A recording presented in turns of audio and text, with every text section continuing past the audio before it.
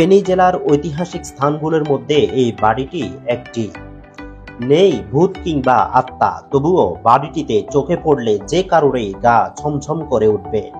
মনে হবে হাজারো যুগ জুড়ে এখানে কেবল ভূত প্রেতাত্মারাই বসবাস করে আসছে।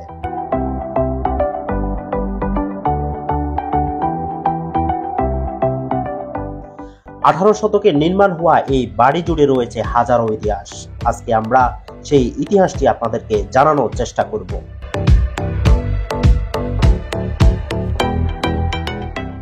বলছিলাম ফেনী জেলার দাগনভূঞা উপজেলা ৩ নং পূর্ব চন্দ্রপুর ইউনিয়নের প্রতাপপুর এলাকায় অবস্থিত জমিদার বাড়ির কথা।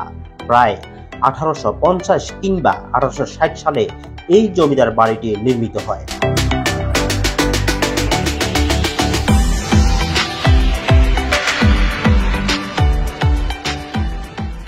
অন্যদিকে বাংলায় 1228 সালের 13ই ফাল্গুন শেষ হয় এই জমিদার বাড়ির নির্মাণ কাজ।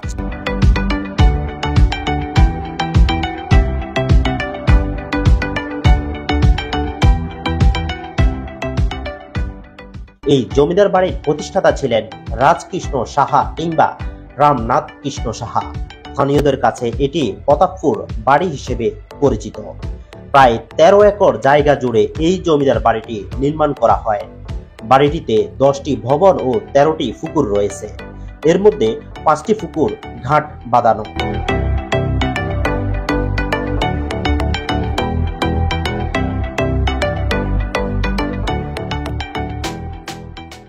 এই এলাকার আশেপাশে যত জমিদার ছিল সবার শীর্ষে ছিল এই জমিদার বাড়িটি।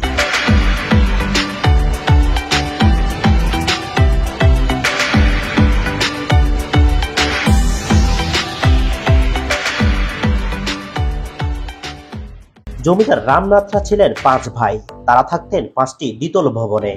এই জমিদার বংশধররা জমিদারি প্রথা বিলুপ্ত হওয়ার পরও 1996 সাল পর্যন্ত এই জমিদার বাড়িটিতে ছিল। নিরাপত্তার অভাব, ব্যবসায়িক ও যোগাযোগ সমস্যার কারণে 1998 সালের দিকে এই বড় বাড়িটি ছেড়ে দিয়ে তার বংশধররা ঢাকা, চট্টগ্রাম, কলকাতা ও ত্রিপুরায় পাড়ি জমান।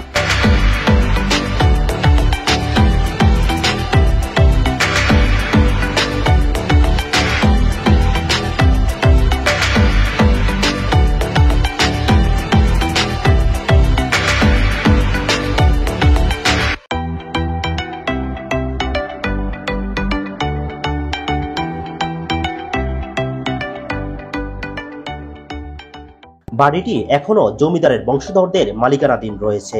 এই প্রতাপপুর জমিদার বংশের একজন ওয়ারিশ থাকেন কুমিল্লা শহরে, নাম বিধান সাহা।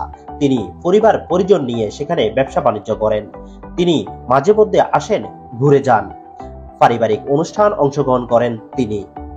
তাদের লোকজন বাইরে থাকেন, সকলের সাথে যোগাযোগ রাখেন। তাদের এই বাড়িটি গর্বের ও সুনামের বলে জানান তিনি।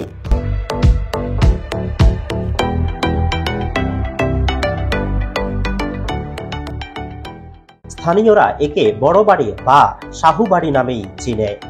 এই বাড়িটি দেখার জন্য লোকজনের ভিড় লেগেই থাকে।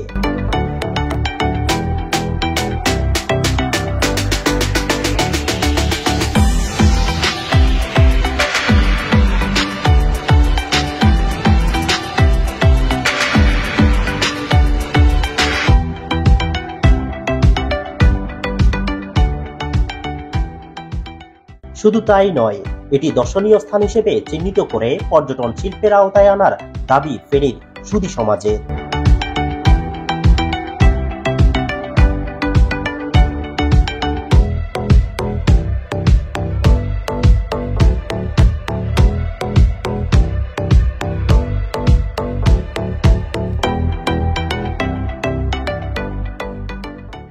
আপনারা কেউ যদি এই বাড়িটিতে যেতে চান তাহলে খুব সহজেই ফেনীর মহিফাল থেকে বাস বা সিএনজি যোগে দাগনভূঞা উপজেলায় আসলে যে কেউই ঐতিহ্যবাহী এই বাড়িটির কথা বলে দিতে পারবে।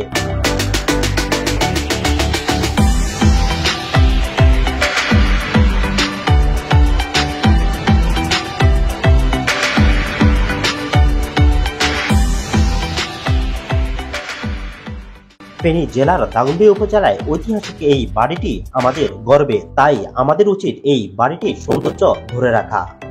আশা করি সকলের কাছে ভিডিওটি ভালো লাগবে। ধন্যবাদ সকলকে।